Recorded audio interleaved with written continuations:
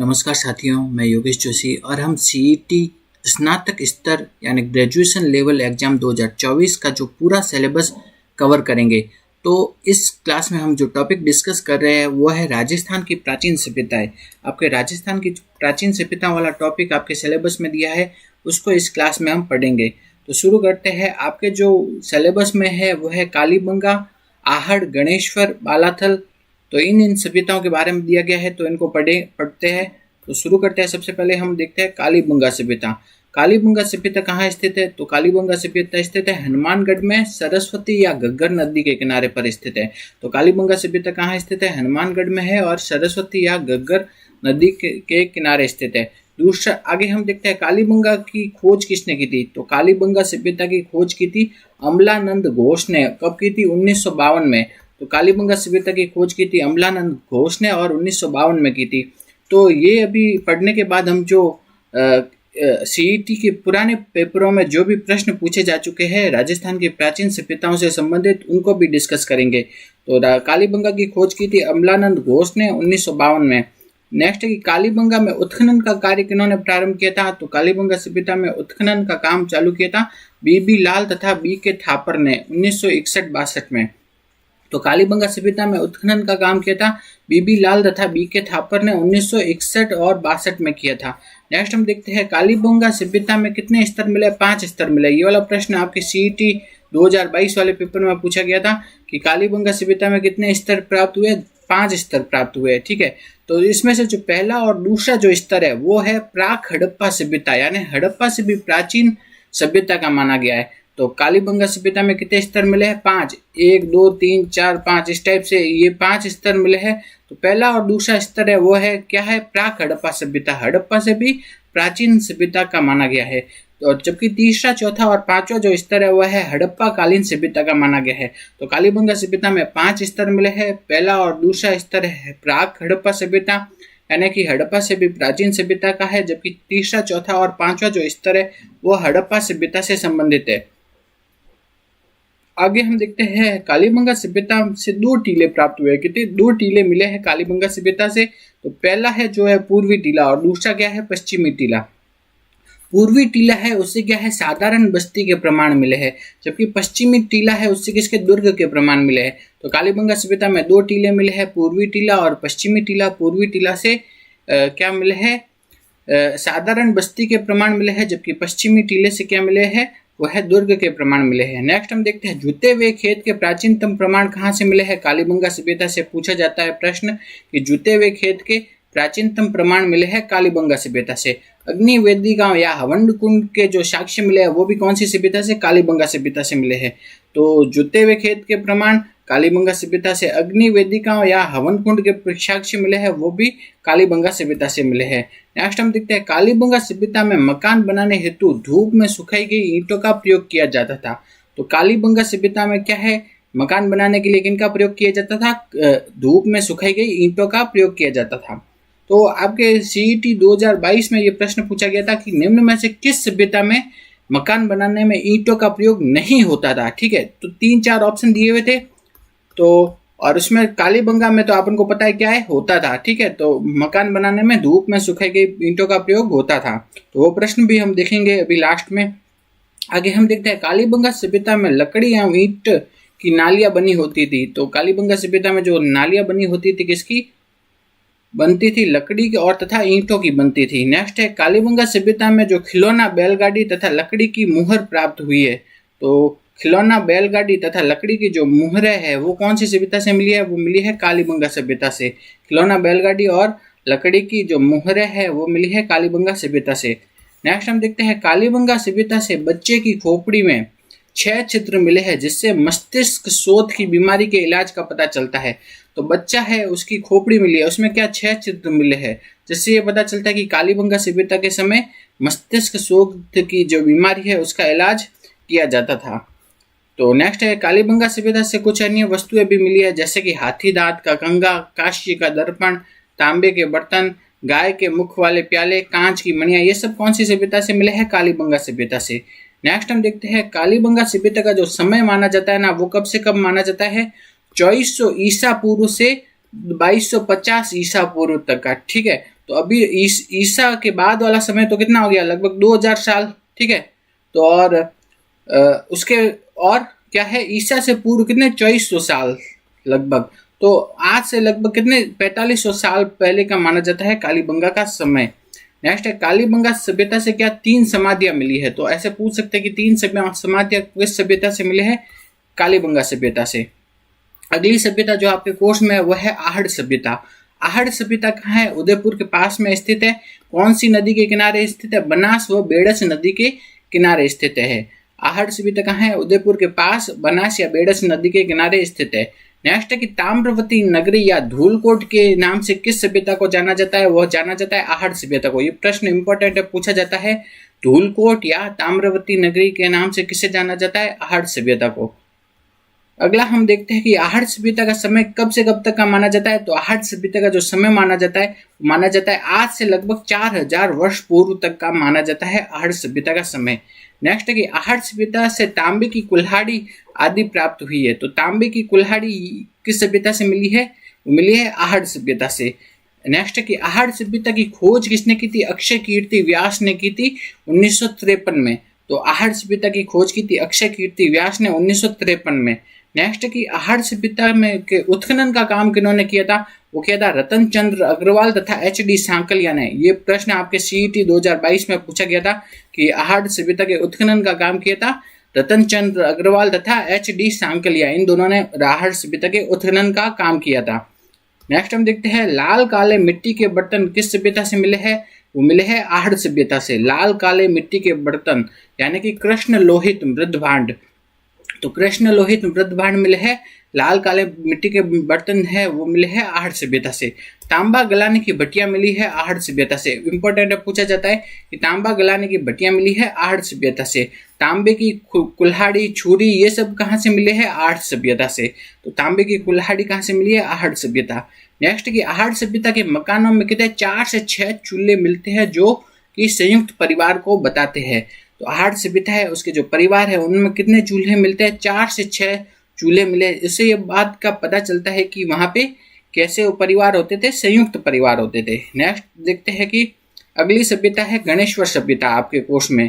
तो गणेश्वर सभ्यता कहाँ स्थित है, नीम का थाना में स्थित है और कांतली नदी के किनारे पर स्थित है। तो गणेश्वर सभ्यता कहाँ स्थित है, नीम का थाना में और कांतली नदी के किनारे स्थित है। नेक्स्ट है कि ताम्र युगीन सभ्यताओं की जननी किसे कहा जाता है, गणेश्वर सभ्यता को। इंपॉर्टेंट है, ताम्र युगीन सभ्यताओं की जननी कहते हैं गणेश्वर सभ्यता को। जबकि आपसे पूछ लिया जाएगी ताम्रवती नगरी, ताम्रवती नगरी किसे कहा जाता है, वो कहा जाता है आहड़ सभ्यता को। ठीक है, तो ये दो चीजें हैं, एक तो ताम्रवती नगरी हो गई आहड़ सभ्यता, जबकि ताम्र युगीन सभ्यताओं की जननी हो गई गणेश्वर सभ्यता। आगे देखते हैं गणेश्वर सभ्यता का जो समय माना जाता है, तो गणेश्वर सभ्यता का समय माना जाता है लगभग आज से 28 कितना माना जाता है, 2800 ईसा पूर्व का माना जाता है गणेश्वर सभ्यता का समय।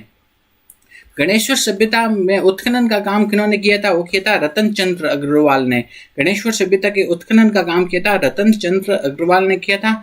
नेक्स्ट हम देखते हैं कृपश वर्णी मृदभांड यानी कि काले नीले मिट्टी के बर्तन, वो कहाँ से मिले हैं, गणेश्वर सभ्यता से। कृपश वर्णी मृदभांड यानी कि काले नीले मिट्टी के बर्तन मिले हैं गणेश्वर सभ्यता से। गणेश्वर सभ्यता की खोज का काम किया था, वो किया था रतन चंद्र अग्रवाल ने। और गणेश्वर सभ्यता में तांबे के उपकरण जो मिले हैं उनमें तांबे की मात्रा कितनी है, लगभग 99% तांबा मिल चुका है। तो गणेश्वर सभ्यता से जो तांबे के बर्तन मिले हैं, तांबे के उपकरण मिले हैं, उनमें तांबे की मात्रा कितनी है, लगभग 99% तांबा पाया जाता है। नेक्स्ट देखते हैं कि बैराट सभ्यता, कौन सी, बैराट सभ्यता। बैराट सभ्यता कहाँ स्थित है, बैराट सभ्यता स्थित है बीजक की पहाड़ी और भीम डूंगरी, जयपुर से बैराट सभ्यता के अवशेष मिले हैं। तो बैराट सभ्यता के अवशेष कहाँ से मिले हैं, बीजक की पहाड़ी तथा भीम डूंगरी आदि स्थानों से, जो कि कहाँ स्थित है, जयपुर में, वहां से बैराट सभ्यता के अवशेष मिले हैं। बीजक की पहाड़ी, भीम डूंगरी, जयपुर से बैराट सभ्यता के अवशेष मिले हैं। नेक्स्ट हम देखते हैं बैराट सभ्यता के उत्खनन का काम किन्होंने किया था, तो बैराट सभ्यता है उनके उत्खनन का काम किया था दयाराम साहनी, नील रत्न बनर्जी और कैलाशनाथ दीक्षित।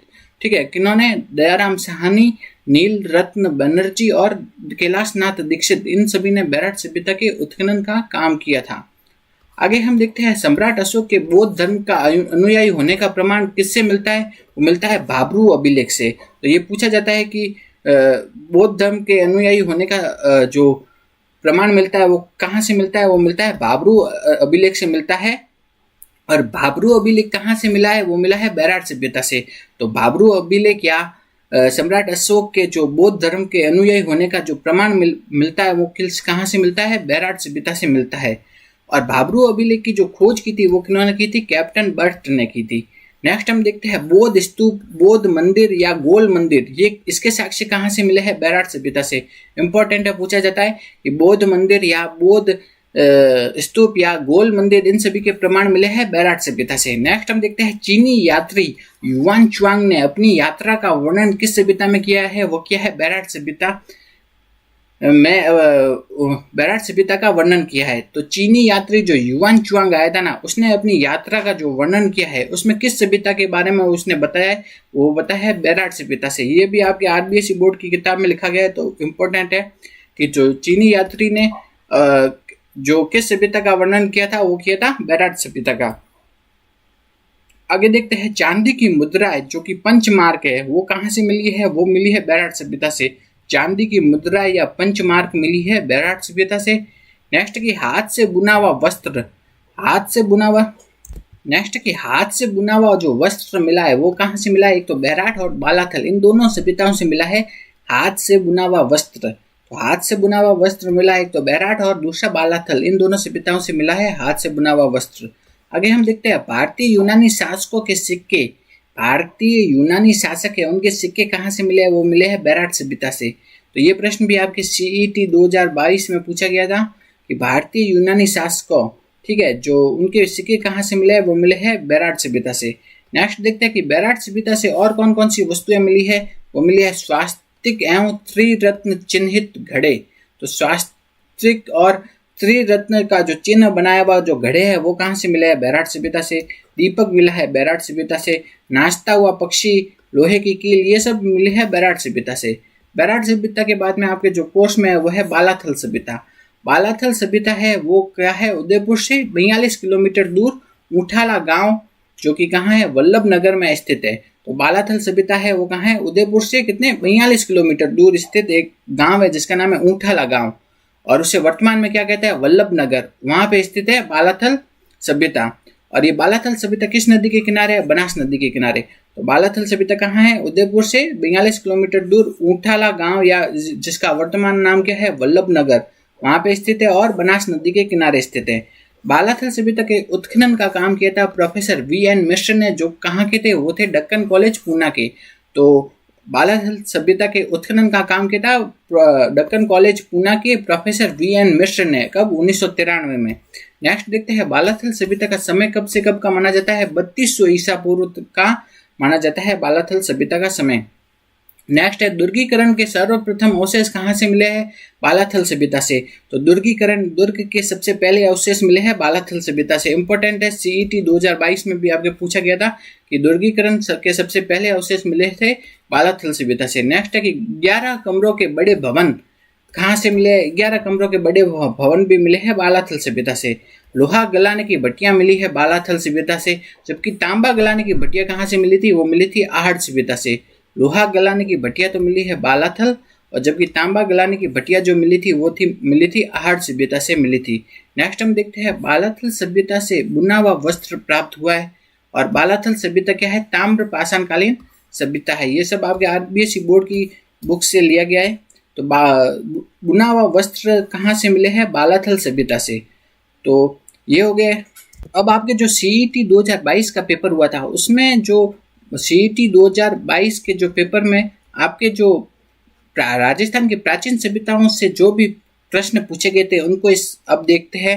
तो सबसे पहला प्रश्न पूछा गया था, निम्नलिखित में से किस पुरातात्विक स्थल से यूनानी शासक मिनांडर की मुद्राएं प्राप्त हुई है? तो यूनानी शासक मिनांडर की मुद्राएं कहाँ से प्राप्त हुई है? वह है बैराट सभ्यता से। कहाँ से?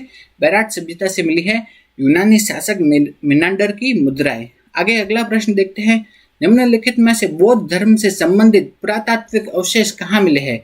बौद्ध धर्म के जो अवशेष है वो कहाँ से मिले हैं? वो मिले हैं बैराट सभ्यता से। तो बौद्ध धर्म है उसके अवशेष भी कहाँ से मिले हैं? बैराट सभ्यता से मिले हैं। ये सब प्रश्न आपके सीईटी 2022 में पूछे जा चुके हैं।